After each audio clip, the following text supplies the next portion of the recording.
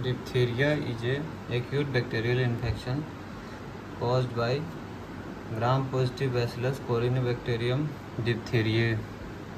Idiopathogenesis: secretions and discharge from the infected person or carrier via droplet infections.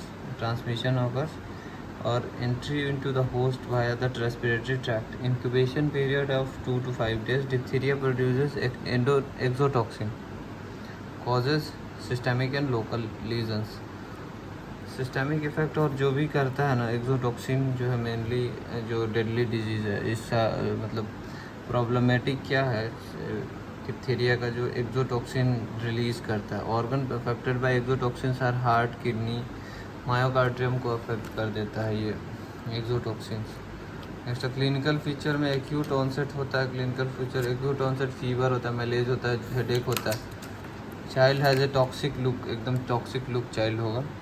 Clinical feature on the site of involvement, like heart में होगा तो heart का problem करेगा। जहाँ tonsils वगैरह में होता है तो कॉमनेस्ट साइट ऑफ इन्फेक्शन है फॉसियल टॉन्सिलोफेरेंजियल डिप्थीरिया। कॉम्प्लिकेशंस क्या है डिप्थीरिया का? रेस्पिरेटरी फेलियर कर देता है, इसमें स्यूडो मेम्ब्रेन बना देता है। Occlusion due to occlusion of airway by the membrane, pseudo membrane. और मेम्ब्रेन को जैसे ही रिमूव करोगे ना तो ब्लीड करेगा। नेक्स्ट है कि मायोकार्डाइटिस जब होता है, इसमें इन्फेक्शंस होता है और मायोकार्डाइटिस होता है। तो मायोकार्डाइटिस के केस में second week of the illness के सेकेंड वीक के बाद होता है। Can lead to congestive heart failure, congestive cardiac failure, arrhythmia, sudden death हो सकता है। और न्यूरोलॉजिकल कॉम्प्लिकेशंस में क्या? पैलेटल पैल्सी हो जाता है। Second week of clinically manifested by nasal twang and nasal regurgitation होता है। ऑक्यूलर पैल्सी होगा थर्ड वीक ऑफ इलनेस के बाद। लॉस ऑफ एकोमोडेशन होगा, विजुअल ब्लरिंग होगा, जनरलाइज पोलीन्यूराइटिस होगा third seventh week, similar like Guillain Barre syndrome वगैरह के जैसा होता है। पोलीयूरिया, रीनल कॉम्प्लिकेशंस होगा, पोलीयूरिया, प्रोटीनयूरिया। ठीक है, डायग्नोसिस कैसे करेंगे? तो एक अल्बर्ट स्टाइन आता है, स्वैब फ्रॉम द ओरोफेरिंक्स नासोफेरिंक्स लेते हैं, कल्चर्स लेते हैं, लेकिन इस कल्चर में टाइम लगता है। मैनेजमेंट कैसे करते हैं?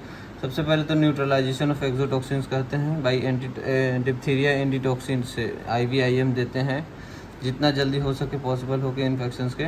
अगर सस्पेक्टेड केस रहता है तभी भी दे देते हैं, even earlier than the bacteriological. जब कंफर्मेशन नहीं भी हुआ रहता है तब उससे पहले भी सस्पेक्टेड केस ऑफ डिप्थीरिया में ये डिप्थीरिया एंटीटॉक्सिन दे देते हैं। एंटीबायोटिक्स देंगे ताकि जो है स्प्रेड को कम कर सके और जो है लिमिट कर सके। Limit the proliferation of the bacteria करने के लिए penicillin, erythromycin to terminate the toxin production नहीं हुआ आगे।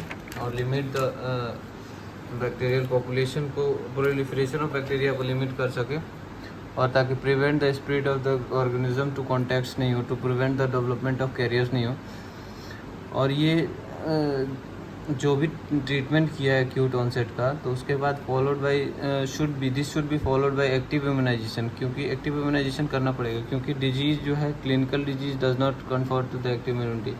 ये डिजीज़ की वजह से एक्टिव इम्यूनिटी बाद में लाइफ लॉन्ग नहीं रहता है, जिसकी वजह से एक्टिव इम्यूनाइजेशन ताकि अगली बार नहीं हो। Bed rest is advocated for 2 to 3 weeks। Monitor करेंगे एयरवे ऑब्स्ट्रक्शन एंड मैनेज होगा, अगर मैनेज करेंगे अगर एयरवे ऑब्स्ट्रक्शन होगा तो।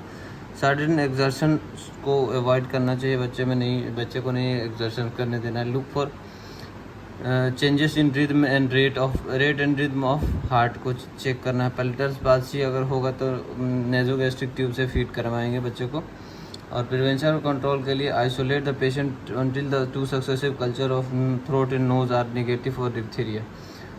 Distinctive disinfect the contaminated items जो भी होगा।